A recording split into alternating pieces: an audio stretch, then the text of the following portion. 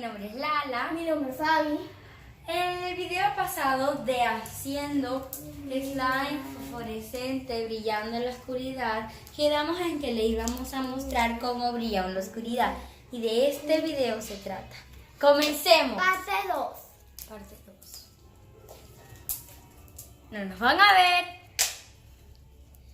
Y ustedes nos preguntarán, ¿por qué le ponemos en luz ultravioleta?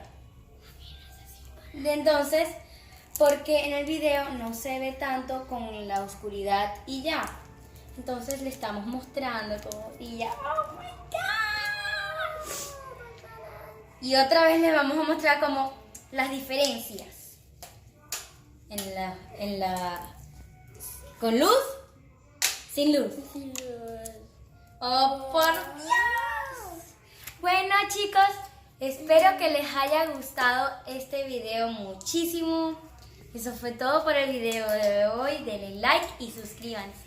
¡Chao!